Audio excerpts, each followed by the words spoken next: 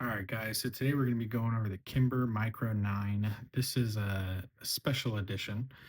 This is a gun I've had for a couple of years and it was actually given to me. So this is not California compliant, but I'm going to go over why I like this gun and why I don't like this gun. But real quick before we get into this, just a quick reminder, we have hit 50 subscribers. So I'm going to be giving away this knife at the end of this video.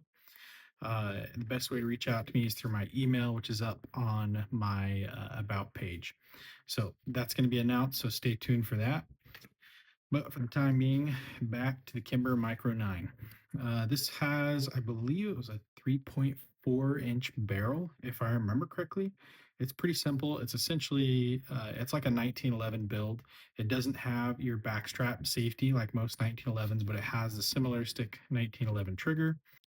Just real quick verifying, just for you guys, empty mag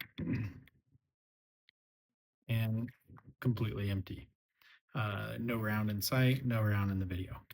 So first things, this does fit comfortably in my hand. I have shot a lot of micros or, more of a CCW for concealed carry, but this one actually fits on my hand pretty good. As you can see, I can get these fingers and even my pinky, I could still grip on that magazine. This is a standard round magazine for Kimber, holds 7 bullets, or Freedom Seed, as some people call them. But anyways, it does fit comfortably in the hand.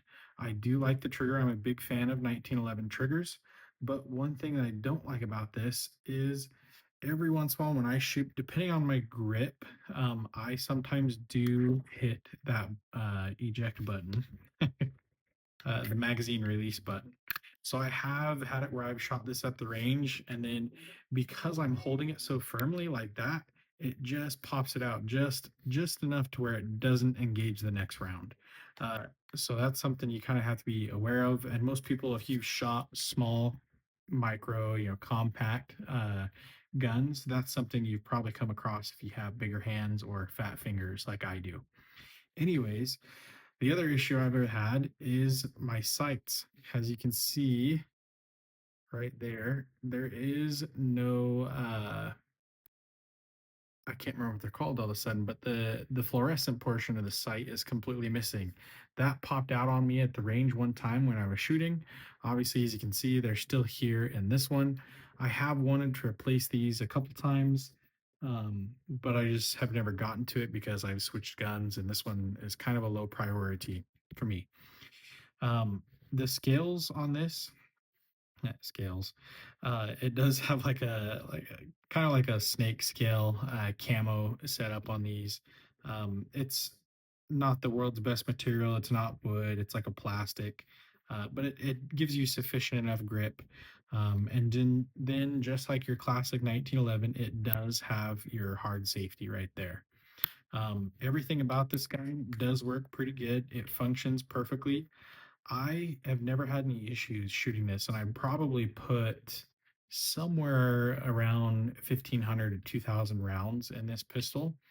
Most of it's just for fun when I'm at the range, but I've yet to have any malfunctions.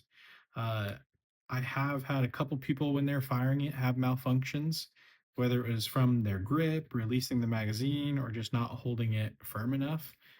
For those that have shot subcompacts or compacts, you know that there's a little bit more of a kick. So if you're not holding it as tightly when you're shooting, you will tend to have some stovepipes or some malfunctions in your loading, just because it's got a really good kick and it doesn't have enough motion to reset this all the way back and then all the way forward if you don't have good enough grip. This is a gun I do recommend. It's a fun one to shoot, but at the end of the day, uh, I would never pick this over something like this. This is a lot better for concealed carry, especially in the summer months. It's a lot easier. It's a lot smaller, a lot less printing compared to something like this. Even compared, I wish I had a regular 365 just to show you. It's not too much bigger than a 365. But just for a comparison, real quick, just so I can line these up let you see. Obviously, the 365X macro is quite a bit bigger. But that grip enables you to have a much firmer grasp when you're shooting, especially in high stress situations. This fits perfectly in my hand. Just for reference, I do wear size large gloves, and I do have fat fingers, but I do enjoy shooting this. It is a fun one. It's a simple one. I'm not the biggest fan of the colors or the camo. I'm usually not into a lot of that kind of stuff, but it was a decent price. It was on sale when it was purchased. So now the trigger review. The trigger, if you've shot 1911s, you're really familiar with this. This is kind of like a 1911. It's a very similar mechanism, just a little bit different. I'd say a little bit more stiff. Um, you do have your take up and then your creep when you hit that wall. Sorry, let me redo that. You do have your take up and then your creep just a hair. And I'll let you guys listen to this. It's it's very subtle in a sense. You feel it, but it's really subtle when you hit that. And then your reset is even more subtle. It's a lot more audible, but you can it there's not very much of a tactile feed in that. It's very, very subtle. You can barely feel it in the trigger and in your finger. It is a lot more of a stiffer trigger, especially compared to some other guns that I do enjoy shooting. Uh, Kimber, they get a lot of flack. A lot of people don't like them, or a lot of people love them. I'm one of the people who tends to like Kimber.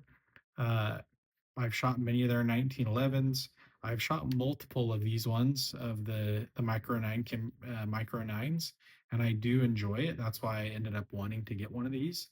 Um, but I'm actually a fan of Kimber. I think they make decent guns. I've yet to have any failures with Kimbers. I know a lot of people have talked about having failures with them, but with out of the ones that I've shot, I haven't had any issues. It is a comfortable gun. It's great for small concealed carry. If you're outside of California, it's even better. Inside California, you can't purchase them except for off roster. So that's the downside about one of these ones. But it is a fun gun to shoot. I have had many people ask me about it when I'm at a range just because it's a gun that they're not familiar with in California. But it's a great compact size, perfect for concealed carry, and it's really easy in the summer months. Anyways, guys, let's get into the announcement of the knife. The winner of this knife is PJ Fergus. So, PJ, if you want to reach out to me in my email, which is in my about info, and then we can reach out that way and I can get your address and then I can mail this to you. This is a really fun knife. I do have one that I've been using the last couple weeks. It's the Ozark Trail. It's honestly, it's a cheap knife. It's a good, simple throwaway. I like them. They're smooth. It's a smooth action. I've actually got quite a bit of wear and tear already. I've sharpened it a couple times, but it works great. I think it's a fun knife. It's a good, simple knife that's not too expensive. But I'm gonna be giving this away to PJ. So if you want to reach out to me, that'd be appreciated. Anyways, guys, the next couple of videos, I'm going into an AR build. I'm excited for this. I've got a lot of the parts. I think I'm waiting on a couple more in the mail. But we'll be getting into this. We're going to continue to grow the channel. If you guys like what you see, give us a thumbs up, give us a comment, subscribe. It is something that I enjoy sharing these things with you. If you guys have questions, comments, post them. Let me know. I'd love to get some feedback. I'm always interested in learning more about guns. I'm still fairly new at this. I've known guns all of my life, but the knowledge base I love being able to build. So thanks again, guys, for watching.